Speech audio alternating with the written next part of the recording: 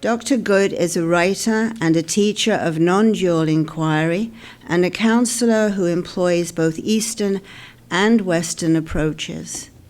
He earned an MA and a Ph.D. in philosophy from the University of Rochester and holds a certification in philosophical counseling from the American Association of Philosophical Practitioners, and for 10 years served as the technical advisor of their peer-reviewed journal, Philosophical Practice.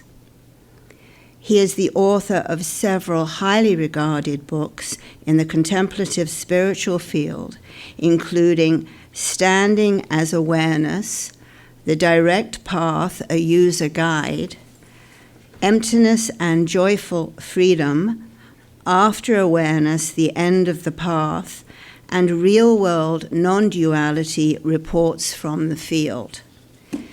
Beginning in the 1990s, Greg studied Advaita Vedanta through the Chinmaya mission and attended lectures by Swami Adishwarananda at the Ramakrishna Vivekananda Center of New York, the Direct Path teachings from Francis Lucille, and from the text of Sri Atmananda.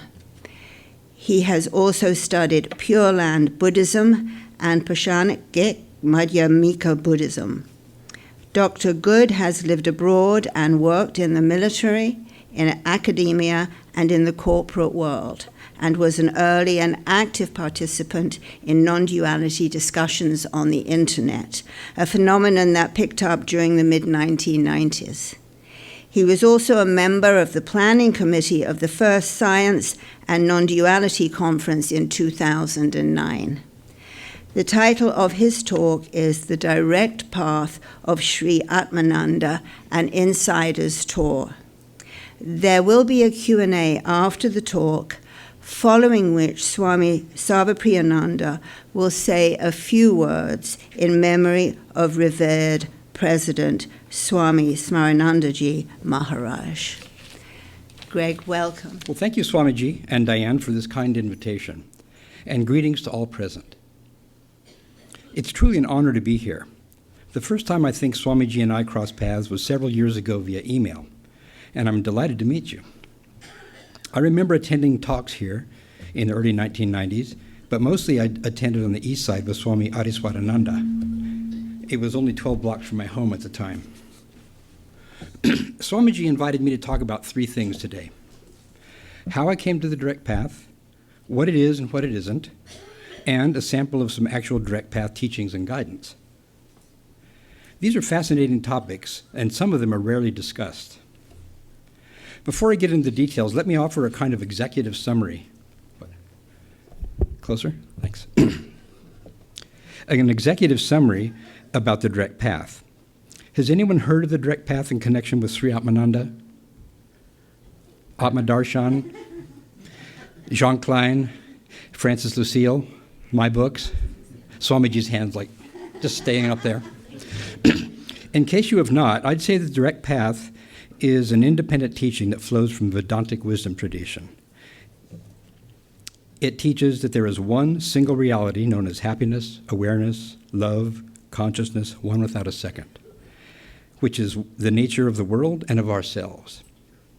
And that when this is our deep intuitive knowledge, lasting peace and happiness are the case. The direct path is based on the teachings of Sri Atmananda Krishna Menon, who lived in southwest India from 1883 to 1959. His best-known books are Atmadarshan, Atmanivriti. This is actually a double edition. Both books are reproduced here. If you have a PDF from the internet, it probably came from this copy. And the gigantic volume called Notes from Spiritual Discourses of Sri Atmananda. Over the decades, his teachings became well known in the Netherlands, France, England, and the US. His best-known direct disciples, by direct I mean people who actually met him, studied with him, were his son Sri Advayananda, as well as Jean Klein, Walter Kiers, and John Levy. Others were their students, such as Alexander Schmidt, Philip Renard, and Francis Lucille. There's a family tree of direct path teachers, which I can show if anyone's interested. Perhaps the most famous person to talk to Sri Atmananda was Joseph Campbell. According to Joseph Campbell's writings, they hit it off very well. Sri Atmananda studied law and eventually worked as a police inspector and direct superintendent. In 1923, he began teaching jnana yoga and continued even after he retired, or even before he retired in 1939. So from 1923 to 1939, he was actually doing two things at once, teaching jnana yoga and then working as a superintendent. I'll say a lot more about the direct path, but first, a little bit about how I came to this path.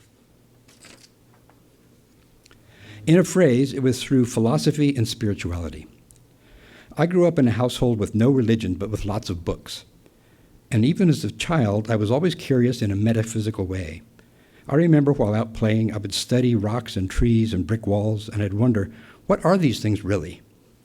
I felt that there was an inner secret to their existence, which I suspected was not a matter of just examining the particles.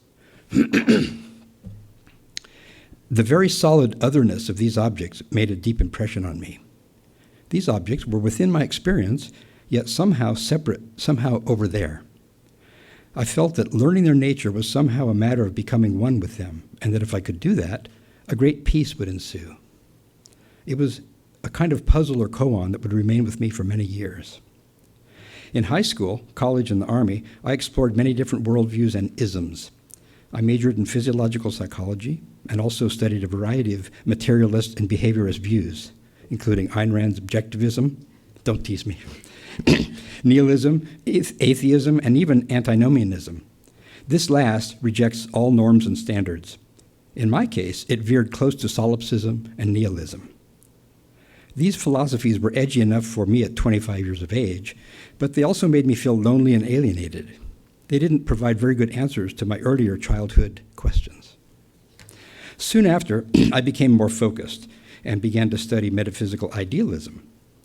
I spent years reading and rereading Brand Blanchard's monumental work called The Nature of Thought. It's almost 1,200 pages, and the works of George Berkeley. These writers did offer what I thought were cogent and fulfilling answers to my early questions.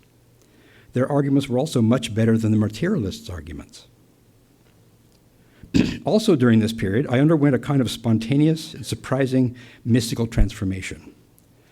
During graduate school one evening, I attended a Christian music concert, even though I was an atheist. There was one song during which everything changed.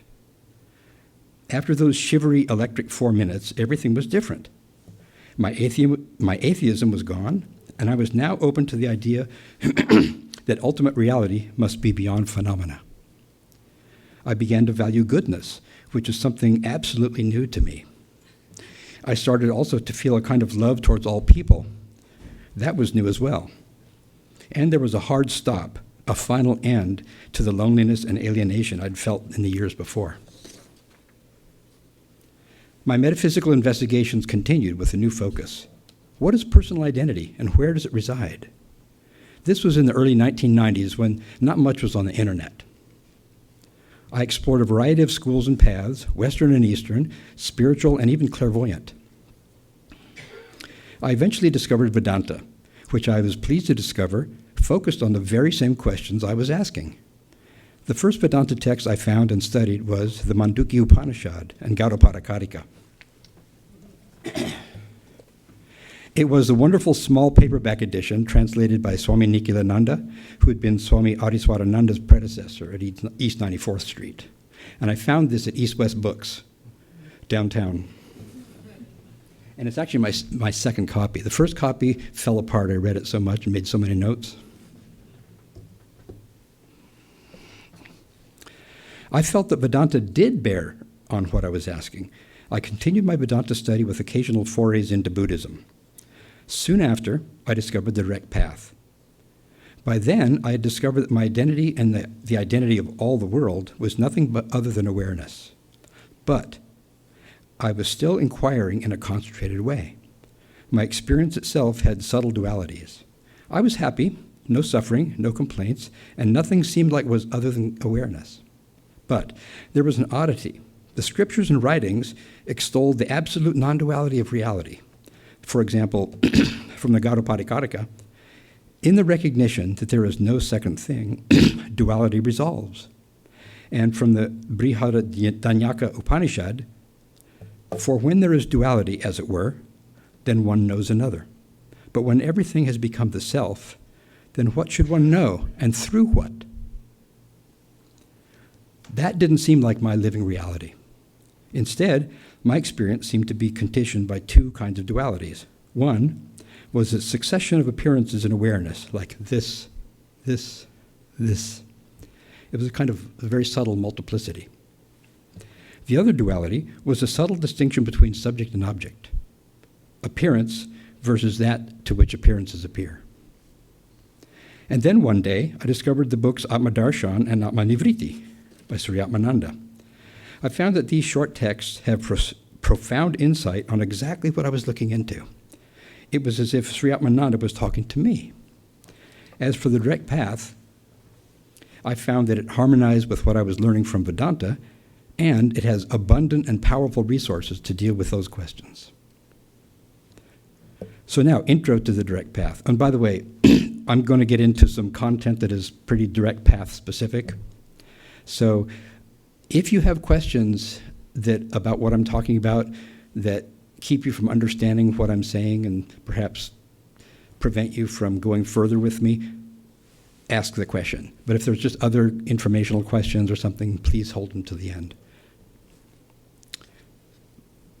This is the direct path as inspired by Sri Atmananda. I say this because Sri Ramana Maharshi also has an approach called the direct path. But there are some differences, and so today I'm talking about the approach of Sri Atmananda. The direct path is a path of knowledge, similar to Jnana Yoga from Advaita Vedanta. It sees the world, body, mind, and self as nothing other than one pure, undivided consciousness. It sees enlightenment as the deep, intuitive knowledge of this truth in an unshakable way. Our predicament, as well as the solution, are informally explained as matters of our perspective. In these terms, our usual perspective is that I am the body or the mind, or some combination, like a ghost in the machine, perhaps. With this perspective, we have alienation or suffering, which can be alleviated by correcting our perspective. So how do we do this? By submitting our usual perspective to rigorous scrutiny. The closer we look, the less this perspective stands up to scrutiny.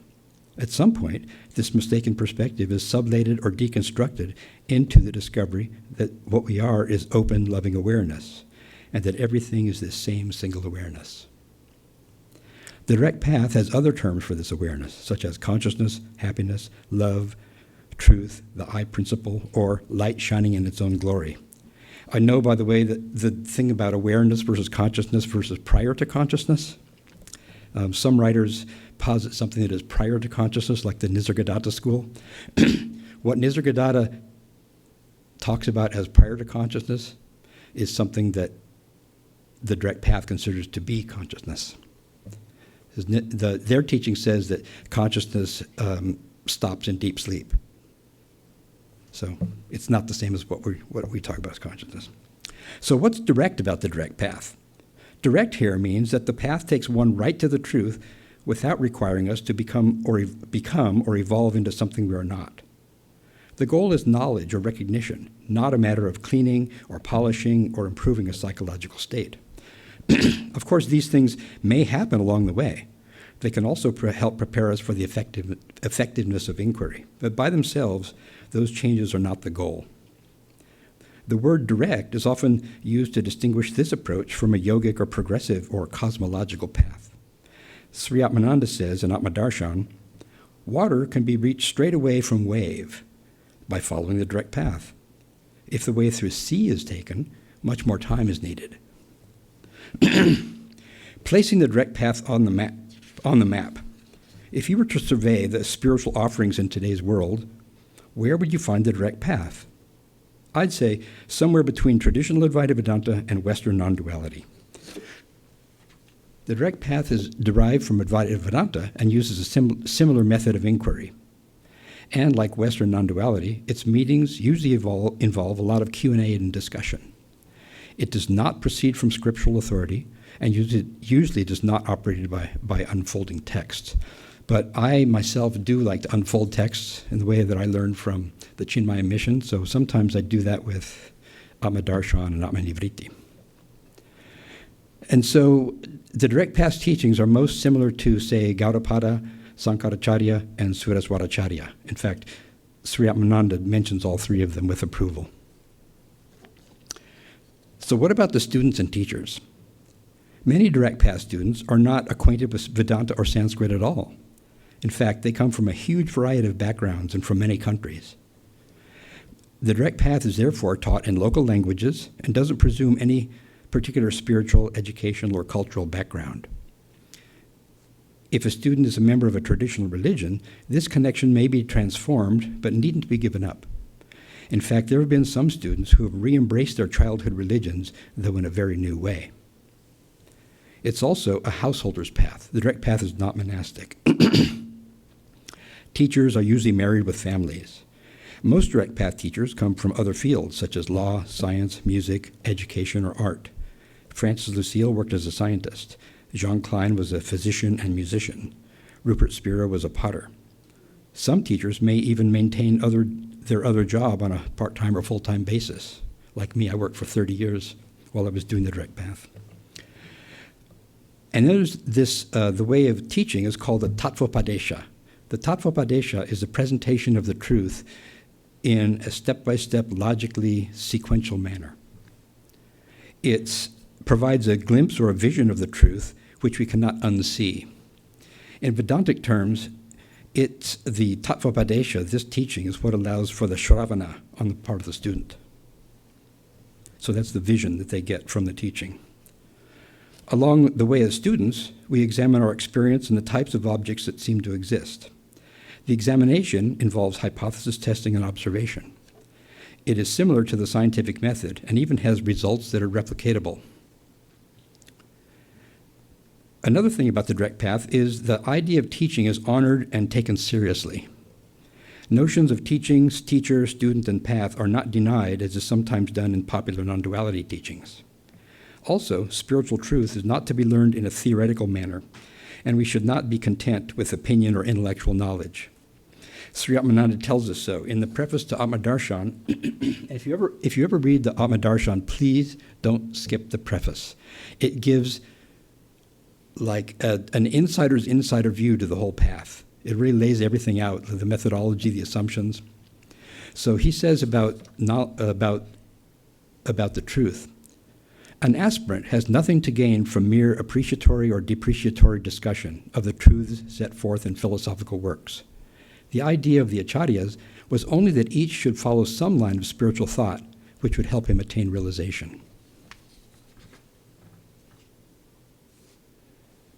Okay, now about what the direct path is and what it isn't. So I have a list of sort of long bullet items, and some of these are presuppositions of the direct path, things that it assumes are the case before you can enter into it. And there's a couple spoilers here too. It's direct, but not necessarily rapid. So, for example, I spent 1 year investigating a single topic. I would do it for hours every day, and my attention just naturally turned to this issue. I spent weekends and evenings and vacations pursuing this. And that happened later for another topic. Next, the goal is self-knowledge, the correction of mistaken perspectives. The goal is not about having a particular experience. It's not about a mystical experience or an oceanic experience or experience of nothingness or an experience of fullness. As Sri Atmananda says when discussing samadhi, it's not the experience by itself that really enlightens you, but it is the correct understanding of its significance. So it's about understanding, knowledge. Direct path does use the word experience a lot in the phrase direct experience.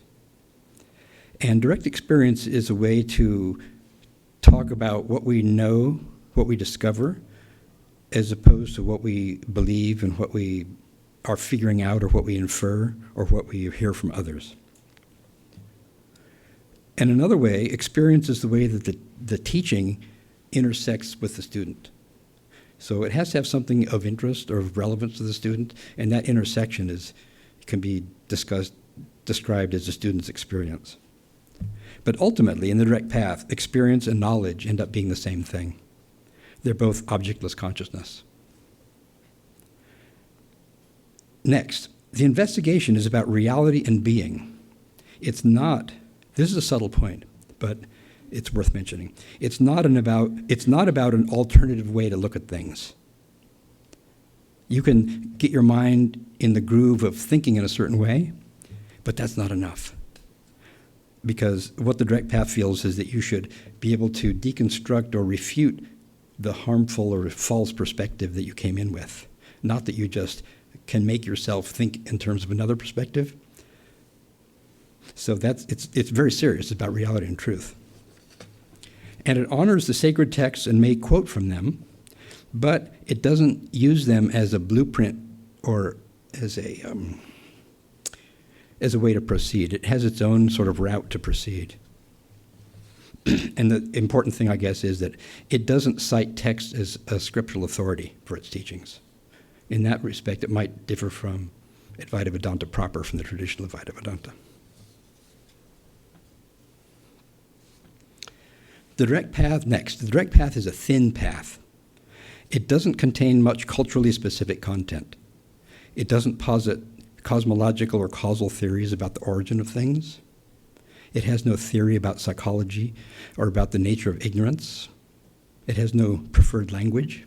It has no holidays or rituals. And it doesn't seek to provide a grounding for science. Now, there are pluses and minuses to this. The whole thing about thin and thick paths, that comes from some philosophers and anthropologists in the mid-century. They have to do with descriptions. How much do you allow in your description? Is it like minimalistic? Then it's thin.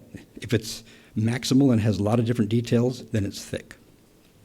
So a thick path, think of like the large religious traditions. Those are, by themselves, they're more like thick paths.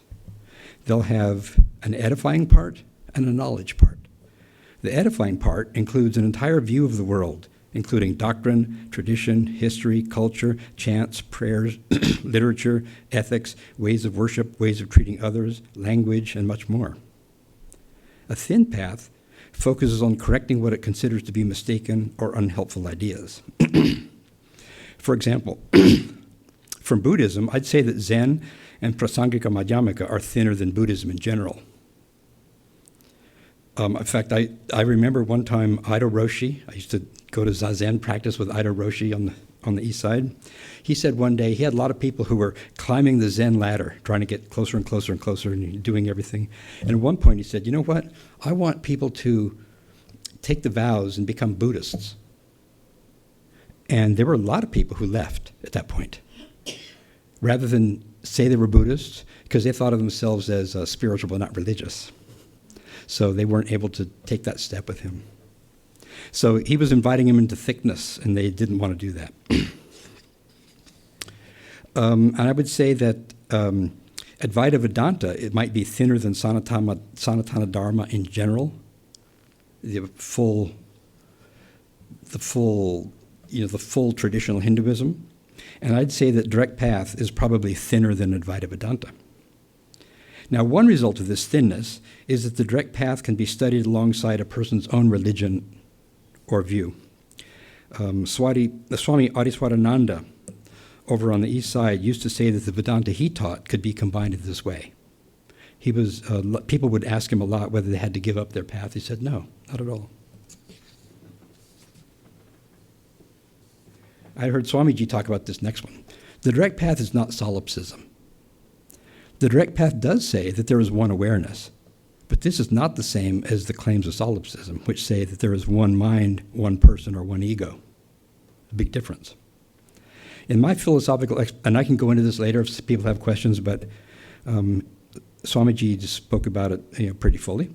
In my philosophical explorations during my army time, I came very close to philosophical solipsism.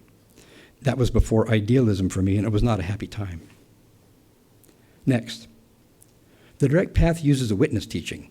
in which the witness is transcendental. It's global awareness in its aspect of being appeared to. That's what the witness is. That's it. Awareness has no inner structures or functions. It is beyond time, space, and phenomenality. It has no functions of creating, causing, thinking, choosing, remembering, providing coherence, or anything else. The witness notion is very light. It's almost like just a logical precondition for the very notion of appearance to appear. And eventually, this teaching is not needed. It falls away.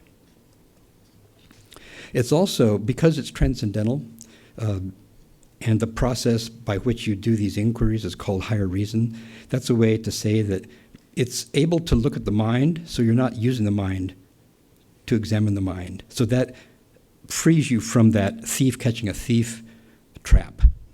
The direct path is not vulnerable to that.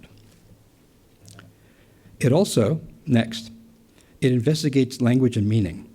It has a keen sense of the flexibility of language and viewpoints. It discusses the differences between literal and indicatory uses of language, another thing that is in the preface to Atmananda. For example, indicatory language is where I point to a tree and say, there, see the tree? The moon is above the tree. And I'm pointing to the moon by using the tree. But really, at the end, the theory of language for the direct path is this. All words refer only to consciousness. So the direct path does not stick to literality. This is an outcome of its method of meeting the students where they are. Because when it talks to an individual student, it sort of leverages the student's own current view, certain current way of looking at the world, and then kind of like lifts it up a little bit from there. So this is freeing, actually, the non-literality of the direct path. It frees us up from having to avoid language that sounds literal. That sounds kind of crazy, but we don't have to avoid using words that sound literal. And here's an example of how it can be odd when you feel like you have to avoid it. I got an email from a non-duality teacher who's come to New York, and he wrote in his email, "This form would like to meet that form for an illusory cup of coffee."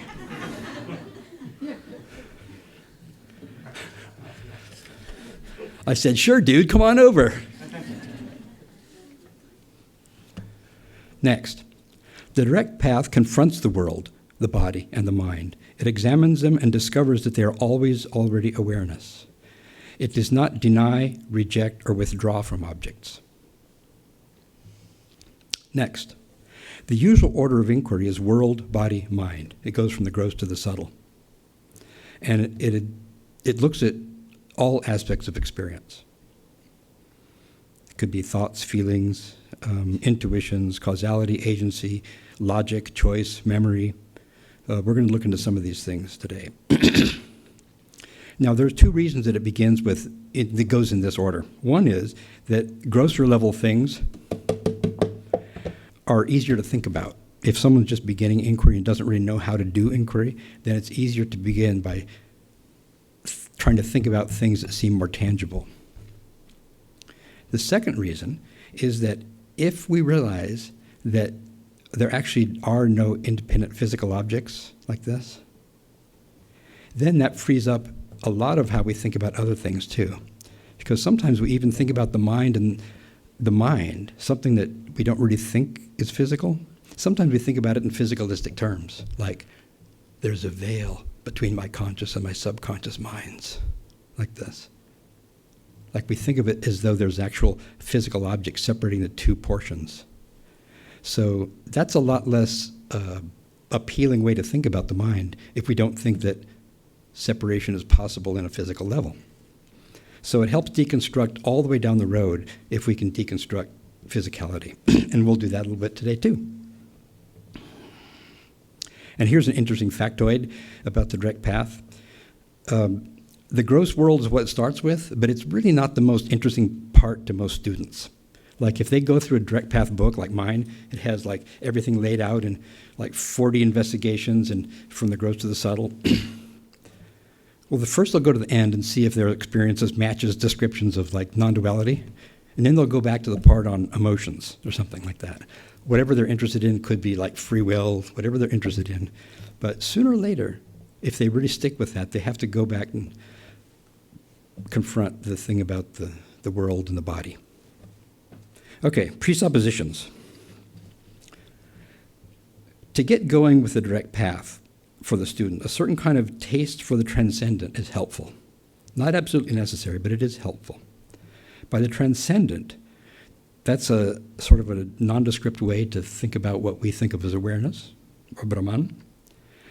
But what would be a taste for the transcendent? It would be some kind of feeling, an intuition, a sense, a warmth. It could happen in childhood. You don't even have to have words for it. But something that something wonderful, real, important is there, but it's not reducible to physicality or phenomena or the mind or the body. And the reason I mention this is that I've known students who think that they want to study the direct path because it has kind of a powerful rhetoric. It's kind of, it's very penetrating. But they might be a real, like all their life, they might have been a materialist. And that's very difficult. If a person's a materialist and what they think of as global awareness is just something like a product of the brain, some do think that way. They think that's what we're talking about. It's really hard for them. I knew one guy who studied that book that I mentioned before with 1,200 pages. He studied that. He actually photocopied every single page and studied it for 5 years before he was able to sublate his reliance on material. He was a geologist, so he was used to working with rocks and stones and strata of the earth and stuff like that. But he did it. He really did it. But that's a rare case. Next, in terms of the yogas, the direct path is largely a form of jnana yoga. It respects the preparatory effects of karma yoga, bhakti yoga, and raja yoga, and to some extent, it presumes that one has the benefits of those. Sri Atmananda learned these other yogas. I did too. And to that extent, we acknowledge the value for jnana yoga. So it doesn't incorporate those yogas, but it depends on them. So that brings us to, well, what if someone doesn't have them, or what if someone's working on them? That brings up to something that I've heard Swamiji talk about several times in his videos, and something that I know that you've all heard about, and that's the fourfold qualifications for the study of Vedanta. Now, when I first heard about that, when I first saw those lists, discernment, non-attachment, the 6 virtues, and the yearning for liberation, that almost sounded like liberation itself. That being, like having those as your virtues already. So I was asking myself, does that mean that it's prerequisites to start the study or prerequisites for the successful end of the study? And the way that it works, these days, people come from all over the place and they come to a meeting, they start entering into Vedanta, the direct path. They might not have the background. So I like to think about these prerequisites as prerequisites for success. Not I once wrote on an email forum, about the prerequisites, and people said, I feel so excluded. I never had these. No, it's not that you can't start. You could do them concurrently.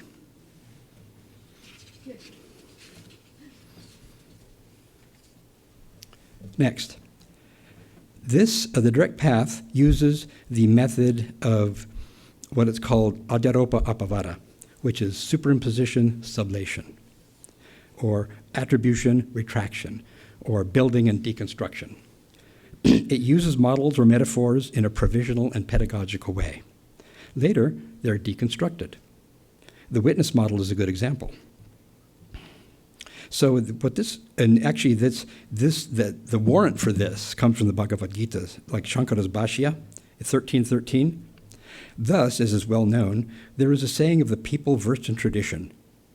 The transcendental is described with the help of superimposition and its refutation. So what this means is that the direct path is not interested in teaching a doctrine to be taken up, to be memorized, or to be retained or attached to. The purpose is pedagogical only. And so one way I like to think about it is, when you think about the models, look at what they're refuting, not at what they're asserting. Next, because Adyaropa Apavada, because of that approach, the path's models may not agree with each other, because each one's trying to get at a certain point. So again, that's just, don't look at what the model is trying to say as though you're taking it literally. Just look at what it's trying to free you from. Next, the direct path and theories of perception, which is also something Swamiji's talked about. The direct path does not endorse any duality, causality, or creation. Most of the pedagogy in the direct path is compatible with Drishti Shrishti Vada, but with a different vocabulary. I'll explain. About 5 weeks ago, Swamiji gave a talk called The Universe as Seeing, and he went over the three Vadas. That's one reason I like the direct path, because I had just been reading the Gaudapada Karika, and that's Ajati Vada, and I thought, oh, the direct path is like right there. Sri Atmananda, actually, one of the students asked him about the Vadas, the three views, and he explained them in terms of stages towards jnana. For example, I'll describe these. You've heard Swamiji's description. I'll describe these in the way that direct path thinks about them. Because you may come into the direct path with one, and you'll find it sublated. When we believe that we are the body, then the external world seems to exist. It seems to be physical. This is like Shrishti Drishti Vada. When we believe that we are the mind, then the world seems mind-like. The mind seems primary. This is like Drishti Shrishti Vada. When we understand that we are consciousness, we no longer have these seemingnesses. Like it's no longer the case that it seems like physical, it seems like mental. There's no objectivity, no creation, no destruction. This is like a Jati Vada.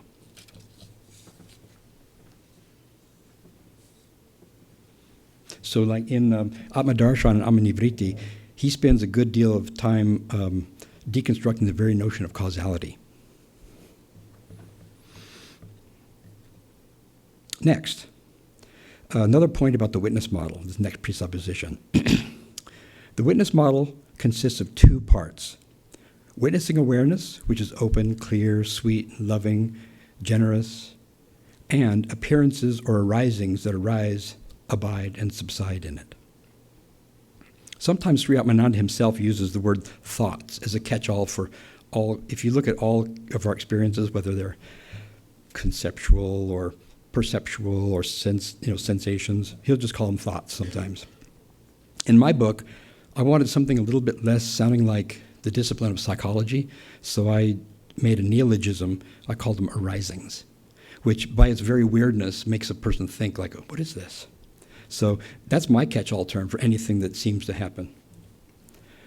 As we go through the direct path, we discover that appearances or arisings cannot even be categorized into visual versus auditory versus conceptual. Why not? Because, as we discover, even the categories and sense organs are not objective existence. And so they can't actually provide conditions for awareness. They can't divide awareness if they don't exist. And the last presupposition is the direct path is eco-friendly, I like to say. That is, it picks up after itself at the campsite. It doesn't leave any litter around. What I mean by that is that it gives us the wisdom and the insight to free us from the very path through which we gain freedom. So we don't end up clinging to the statements of the path as truths or something like that. So that's an important thing. Okay, that was the last presupposition. So that concludes the what it is and what it isn't part. And now we'll do some investigations. So I plan to do one from the world and discuss, maybe not fully perform, one from about the body, and then we'll do one for the mind. Okay. The investigations are deep dives that look at the world, body, and mind. Usually, when we come to the direct path, these aspects seem to be solid, existent, and separate from us. Our self seems to be separated and somehow involved with the body or mind. But with our deep dives, we discover that the world, body, and mind, and the supposed separation are nothing other than pure consciousness. So as I mentioned before, we start with the world. And I want to start with our slide number 1 now. This is a model of the world that we've probably all seen some version of.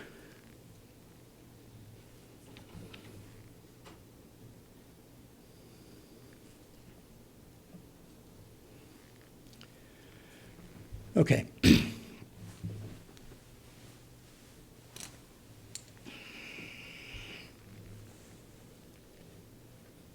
Well, I can't really see that. Okay. On the right is a triangle, and that triangle is an object supposedly in the world. On the left is a person, that's their head, and that triangle inside the circle of the head is supposedly an image in the mind that resembles the object out in the world. And the idea is that the direction of causality goes from the right to the left. Something about the object causes us to have an image of it. And those triangles that that surround that object on the outside, that's the visual field. And so what's interesting about the visual field is, the idea about the visual field is that there can be things inside of it and things outside of it. So imagine there be a triangle like,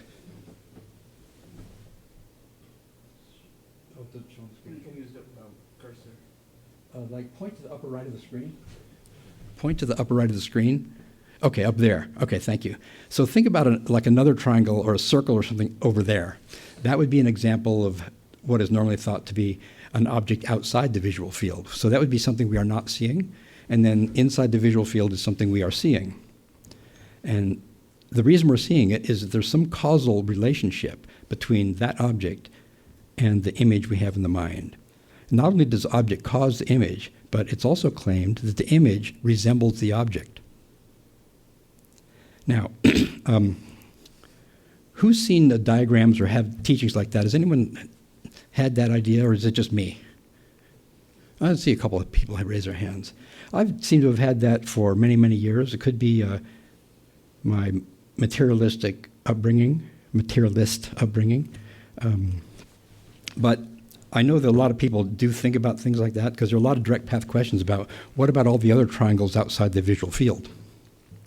So this very model is something that we probably should deconstruct because it's filled with all kinds of different dualities. And it turns out none of the dualities that depicted in that model are warranted by direct experience. So the direct path challenges all that. Now, we're about to do an experiment, but first I'd like to sort of prepare ourselves and remind ourselves that we are really awareness. So I'm about to do like a little visualization, little guided meditation. We call it the heart opener in the direct path. And it's just something to remind ourselves of our starting point. So if you'd like to join me, close your eyes and take a deep breath in and out. In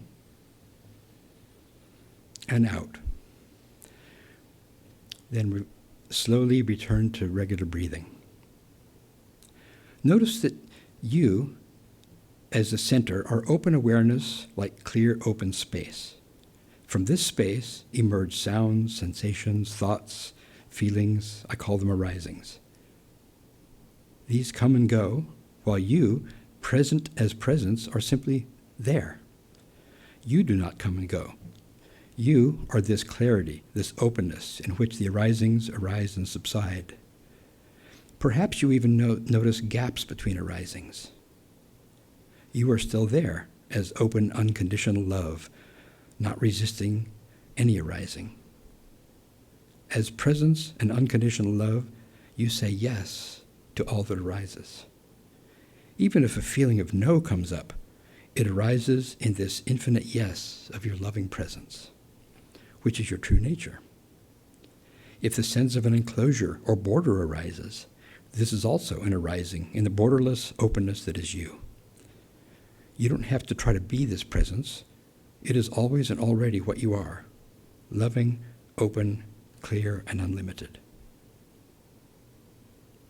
Okay, come back.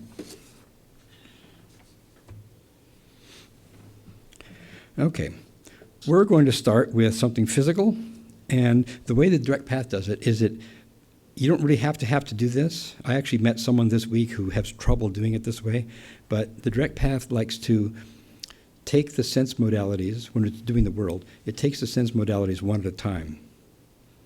And so it investigates vision, that investigates hearing, that investigates like olfaction, the tactile sense. So, and there are good reasons for doing that. If each one comes to mean nothing other than awareness, then when you add them together, it's also nothing other than awareness. So this one will do a red rubber ball. And one time, wow, good timing, that's great. One time I gave this in a retreat, and each person was issued their own little red rubber ball, and it got out of hand because people dropped them and they started rolling across the floor and everything. So I hope when we do this one, I hope that you can imagine that as being a real red rubber ball and not be sort of trapped by the idea that it's a picture on a screen. If you were doing this at home, you would use a real object like an orange, an apple, something like that. So if it's hard for you to see this as a red rubber ball instead of an image on a screen, in your mind, just say you're looking into the screen or the image on the screen. Okay. So as we look at the ball, there seems to be color there. We'll examine only the direct visual experience. So we're honing in on the visual sensations. We want to see what direct evidence vision provides for the supposed objective existence of a red rubber ball. We believe there's a red rubber ball there, and we're starting to look at the evidence for that. Now, in vision, color arises, but if during this inquiry you get an idea that tells you, oh, of course it must be a red rubber ball, because a red rubber ball is causing the image, just set this thought aside. Just return to the evidence given by vision. So what does vision actually provide? Well, color. So what we have to do is interrogate the color. First question is this: is there any direct evidence that the color is caused by a ball? Do we see a ball there separate from the color, which is causing the color to arise? Does vision do that? No. It would be that's a conceptual, like a narrative, a storyline, a causal account. So that's not what we're looking into. We're looking into the vision itself, and vision just gives you color. So do we see, and think back to our model of realism that we just saw? Do we see an image in the mind that matches the red circle? Do we see them, and are we able to compare them in the mind? Is that what's going on? No. Vision doesn't do anything like that. So really, and you would look into this much more than we're doing here, but color, it seems to be that the color is all that direct visual experience gives us, color. And a lot less than that, we'll see.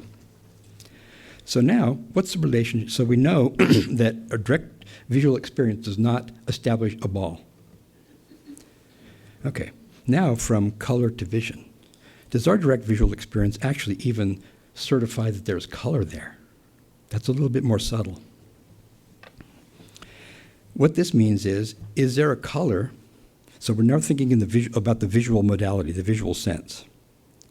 Is color actually something that the visual sense sees? What I mean by that is there vision and is there color separate from each other that are coming together in a visual experience? Is vision actually apprehending an objectively existent color? Okay. So actually, we don't even have color as an actual thing. It's inseparable from the visual experience. So now, next step, you guys are going fast. What about going from vision to awareness? So far we know there's no ball, there's no color, but we're at vision. Now, is vision really a thing? Does it really exist in an objectively established way? Now, what would that mean? It would be, it can't be objectively established unless it's separate from awareness.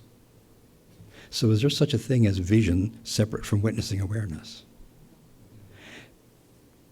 And don't say it too fast, because, I mean, if you seem to feel that there's something about it that has to be real, like if in real life you would think about that, is there something in you that feels like this is going too fast, or this is like a little bit too slick or too glib? Think about that. I mean, it might not happen to you right now, but the person who's actually doing this, if there's a part of you that's saying there's got to be something out there that's real, well, that's exactly what these questions are for. You're sort of holding these questions up against your intuition that something's real. Okay, so we know that even vision is not something that's objectively established. It's actually inseparable from witnessing awareness. So, in other words, we've taken a very close focused look at a red ball, which seems like a reasonable object that ought to be able to exist in the world, and found that it doesn't. It's just awareness. And yeah. Great. Could you run through that once again quickly? Start with the ball and witnessing awareness, the whole process. Okay. First one is there a ball beside the color? So we're interrogating, the idea is there's a ball there that's causing my perceptions of it. So first we have to say, what does vision tell us? Is there a ball there separate from the color? Because the color is something that seems to arise to vision. So vision doesn't tell us ball, it tells us color. And that's easy to see anyway, because is that a real ball, or is that a picture of a ball, or is that a picture of a ball, or whatever? So vision doesn't make those kinds of determinations. So the color. Next step is, what's the relation between color and, so we know there's no ball. Now we're looking at the color itself as our object of investigation. Is the color separate from vision? And that's a little bit more subtle. I certainly did when I first thought of these things. I certainly thought it was.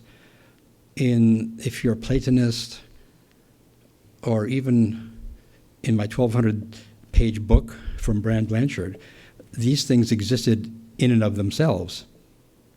So it was a little bit more for me to realize that there's no evidence for the existence of color outside of vision. So that's the second stage. We're collapsing the ball into the color into vision. Third step is vision being collapsed into witnessing awareness. Focus now examines vision. Is it something that exists independently? And we say, no, it's not. There's no visual evidence for that, no evidence of any kind for that. So that's 3 stages. Object into sensation, sensation into witnessing awareness. Okay. All right. Now this next one, I wanted to give you an example of something about the body. And the body takes a long time to look into. It's actually one of perhaps the most neglected part of the direct path in terms of students when they're looking into it. What you do is, let's assume that we've done all the sensory modalities, and we know that hearing, touching, anything like that, none of these establishes an external, objectively existent world. It's just awareness. Just the fact that it might seem hard and resistant does not establish that it's real. That's just an arising. So now what about the body? The body seems like it's a special kind of physical object. It seems like a physical object that can feel things, feel pain, and also it seems like it is the localization of ourself. So all these things would be looked into. And that video that we talked about earlier about slicing the body up conceptually and trying to find the self in it, I'll just go over it real quick. you look at the body and say, well, if I have a sense of like where I'm located, would it be above the belt or below the belt? And I know Ramana Maharshi sometimes, or his students like to say, well, it's 1 inch to the right of the heart. That's where you are. And when I started, my wife's from China. We watch a lot of Chinese movies. And because he said, well, we always gesture here. So that's where we feel we are. Not in China. In China, they say, you talking to me? They think up here. So my video that we were talking about before says, okay, well, above the chest or below the chest. If you had to put yourself in one part of the body, where would you think you are? Well above. And so it keeps getting closer and closer and closer. And so I sort of did that because most people think they're in the head. So then you find out, probably I'm located in about 1 inch behind the forehead, right about here in the center.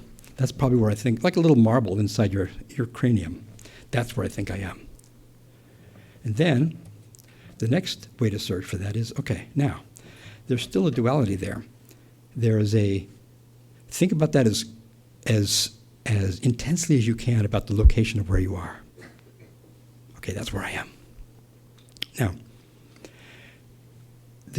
would you say that you are that location, or would you say that you are that to which that location appears, that which perceives the location? So you've got a little distance there. And almost everybody will say, no, I'm that which sees location. So the location cannot be, even though their feeling is associated with localization, it cannot possibly be where you are. Because you've just sort of placed yourself outside of space, which is the truth of things.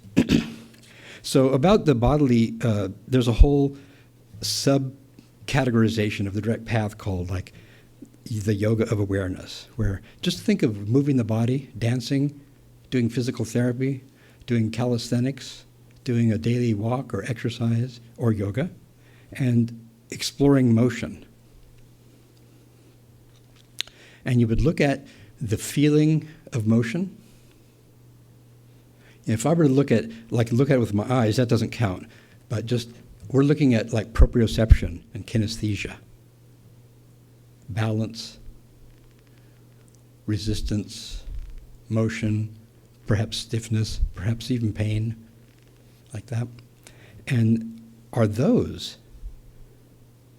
do they prove that there's a body there? So that's just like the red ball. Is there a ball separate from the color?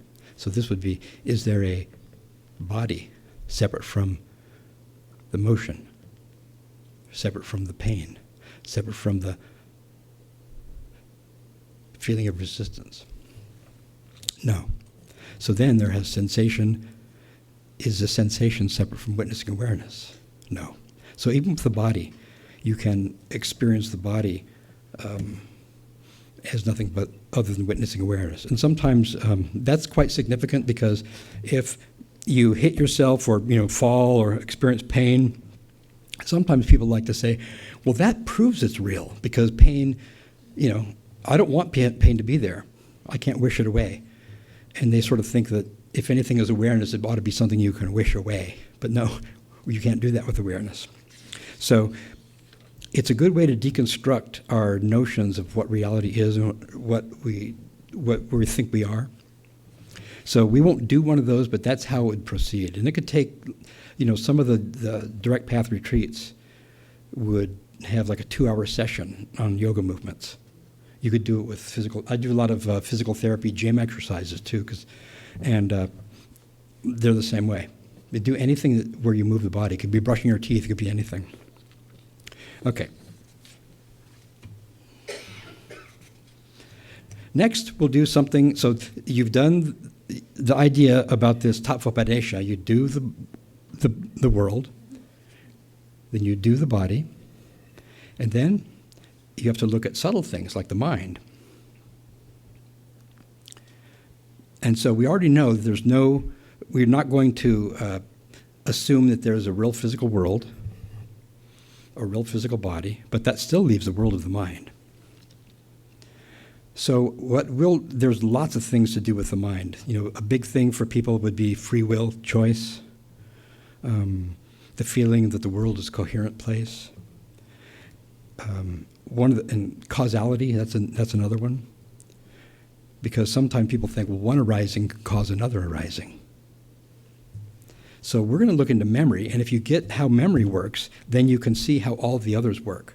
And it's kind of like a linchpin that allows you to look at others in terms of the direct path as well.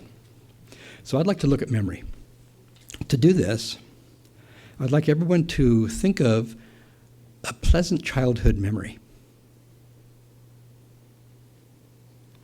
And I'm going to tell you one I had.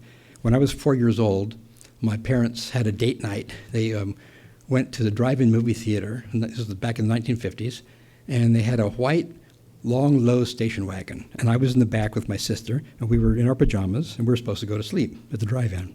So my parents were sitting in the front seat, and they had the drive-in speakers were hanging on the windows and stuff like that, so we could hear the movie, but I couldn't see the screen because we were back in the back of the station wagon. So that's my memory, white station wagon, pleasant memory. Okay, so the way memory is experienced in the direct path is like this. There's an arising, supposedly, that is the original situation. So my arising, childhood, was white station wagon. So think about your arising. Whatever memory that you're thinking of, think of that in terms of when you were there at that time, that arising. Okay. Then there's another arising, which is the recall, which is now, which is this arising that seems to bring up the past one. So that's arising number 2. Arising number 3 is the attribution, or the conceptual arising. And this is the arising that says, arising 2 is the memory of arising 1. So my recall here is the memory of the white station wagon. So we have 3 arisings. Okay, now here's the thing. When we investigate into these arisings, we see phenomenologically what's really going on, what in our direct experience is really going on. Well, when arising 1 was present, arisings 2 and 3 were not present. They were nowhere to be found. When arising 2 comes up, which is the so-called memory arising 1 is long gone. When arising 3 comes up and seems to provide the link between 1 and 2, well, they're nowhere to be found either. That's all you have is right there. So there's really no proof that any other arising ever happened. Now, this is quite radical, and I'm going to quote Atmananda. It's very helpful in things like this. Section 19, verses 7 to 11. It's worth quoting at length, not too long, because it's quite radical. It is common experience that when there are other thoughts, memory is not there with them. How then can memory call up past thoughts? If memory cannot do it, it is no memory at all. Memory is therefore a meaningless word. It cannot but be admitted that it's always memory that does call up past thoughts. If memory is non-existent, it follows that other thoughts are non-existent also, there being no witness to prove their existence. Therefore, it can be clearly understood that what appeared to be conditioned is also pure, unconditioned consciousness. So that actually is a deconstruction of the very idea of multiplicity, the very idea of duality, right there. Of what I just last said? Or his quote or my gloss? The deconstruction of the memory. Yeah, because memory it's not what we think it is. It doesn't establish anything. It makes us think that something had happened which didn't really happen, because there's no way to verify the previous event, because all you have is a thought, and one thought cannot verify another thought. They don't even touch each other. They're nowhere near each other. So, I'm sorry? Essentially it disappears. Well, I mean, take a look at any thought that happens. What happens? Right. And then it's not there. Yeah. So from the next thought, where's the last thought? So I've talked to people before, well, it's like one big thought. The whole thing is just one thought. And so I said, oh, you never go to sleep? So, because that would punctuate, it's like a dotted line in the road. So it can't be just one thought. Did that answer your question? Or so how does that get rid of duality altogether? Because there's no proof that any thought other than the current one happened. And if that other thought wasn't a thought, how is even that one a thought? If there can't be two, how can there be one of thoughts? Which is kind of like the answer to solipsism, too. So the direct path has many more, we're almost at the end, has many more experiments and inquiries. We've only gone so far, just to give you a little sample. I'd like to finish by quoting my teacher, Francis Lucille. And this actually, you can find this in Atmananda, but he said it in a very poetic way. If we are the body, then the world is physical, made of things. If we are the mind, the world is subtle, made of essences and ideas. If we are awareness, the world is miraculous. So thank you. I don't know about you, I had fun. Yes, one thing was I wanted our group here, those who come regularly to the Vedanta Society, to have a direct exposure to the direct path. I think it's very important, especially with a lot of preparation in Advaita Vedanta. It becomes even more, there are people who can't understand what it's all about. But if you have the grounding in Advaita Vedanta, it forms a very natural segue into the direct path. So that's one reason I wanted it. And another reason is, of course, this is all going to go up on the internet, and there's a huge audience. I think there were also a lot of people today watching live, and then later on it will be up, available on our YouTube channel. For those of us who found some of it mystifying, I would recommend you watch it again and again, because what Greg did was he packed in a lot.